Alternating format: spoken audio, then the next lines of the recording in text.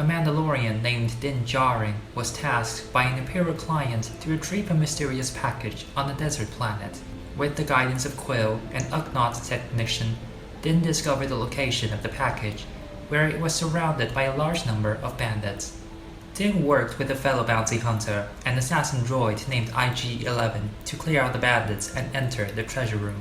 The package turned out to be a 50-year-old infant of the same species as Jedi Master Yoda, known for now as the Child. Din shot IG-11 to save the infant's life. When he returned to his ship, the Razor Crest, Din discovered that his ship was dismantled, the parts stolen by a group of Jawa scavengers. Din turned to Quill for help, who helped him negotiate a deal with the Jawas to retrieve an egg from a dangerous creature known as the Mudhorn.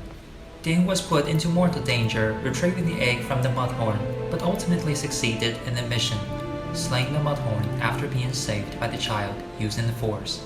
Din delivered the egg back to the Jawas. The Jawas gave the parts back to Din. Din repaired his ship with Quill's help and flew back to the planet of Navarro, where he delivered the Child back to the Imperial client. Din received a hefty payment in the form of Beskar steel, which he used to construct a new set of Mandalorian armor. Din Djarin soon developed an emotional attachment toward the Child during the latter's absence. He proceeded to rescue the Child from the Imperial remnant's hands, killing a small band of stormtroopers during the process. This broke the code of the Bounty Hunter Guild, which led to the entire guild going after Din while the Mandalorian was on his way back to the ship with the Child. Din was able to escape from the Bounty Hunter Guild with the help of the local Mandalorian convert. In the following episodes throughout the first season, Din Djarin took on several missions while being on the run protecting the Child from the Bounty Hunters and the Imperial remnants. He helped a group of local villagers defend their village from a group of bandits with the help of Cara Dune, a former Alderaanian royal guard turned mercenary. He helped a young bounty hunter named Toro Calican hunt down the dangerous bounty hunter Fennec Shan, before proceeding to kill Toro Calican after the latter turned on him and kidnapped the Child. He also joined a group of mercenaries and bounty hunters, one of which being a former Imperial named Mix Mayfield, on the mission to break a Twi'lek criminal out of a New Republic prison ship, before proceeding to trick the criminal into getting killed by the New Republic military after the criminal set him up for death. Eventually, Din returned to Navarro, recruiting Cara Dune, Quill, and a reprogrammed IG-11 that was salvaged and repaired by Quill during the process, after receiving an offer to cooperate with the Bounty Hunter Guild leader Greef Karga under a flag of truce to help kill the client to free the settlement from Imperial control in exchange for removing the bounty on Din and the Child's head. While Greef Karga's initial true motive was to lower Din's guard and kill him to take the Child, he changed his mind and became protective of the Child after the latter force-healed him from a mortal wound inflicted by night creatures. Together with Cara Dune, Quill, and Greef Karga, Din devised a plan to kill the client by using the Child's floating cradle as a red herring to get close to the target, while Quill carried the Child back to the Razor Crest for protection and shelter. They were then outsmarted by Moff Gideon, the Imperial officer who led the Imperial remnant and who tasked the client to put out the bounty on the Child. Moff Gideon's Imperial forces killed the client, trapping Din, Cara, and Karga in the Cantina's wreckage.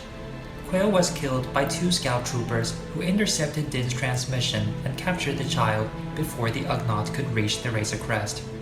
IG-11 rescued the Child from the scout troopers and proceeded to break Din and the others out of Gideon's siege, before getting trapped inside the cantina once again when Gideon mortally wounded Din by blowing up an E-Web's fuse box right next to the Mandalorian. While the others were looking for a method to escape the cantina, the Child saved their lives by deflecting a flame trooper's flamethrower attack. Eventually, the crew found a secret passage and escaped into the underground as IG-11 patched up Din's wounds and saved the Mandalorian's life. Din considered asking the local Mandalorian convert for assistance, only to find out that most of the Mandalorians on Navarro were killed by the Imperials, while the Armorer, a female Mandalorian blacksmith responsible for forging Din's Beskar armor, stayed behind to salvage the armor of the dead. She gave Din the mission to reunite the Child with the Jedi Knight, granted Din the signet of Clan Mudhorn, and gifted Din with a jetpack, before sending the Mandalorian on his way, while she stayed behind to fend off Gideon's incoming stormtroopers. IG-11 sacrificed himself to destroy a squad of stormtroopers ready to ambush Din's crew. and Din used his new jetpack to defeat Moff Gideon by sending his TIE fighter crashing into the ground. With the enemy defeated, Din bid Cara Dune and Greef Karga farewell, going on the journey to find for the child a Jedi Knight, while the latter two stayed on Navarro to rebuild the settlement into something better. That's all for today. Thank you for watching. If you like my video, be sure to like and subscribe for more about Star Wars lore. I'll see you in the next video.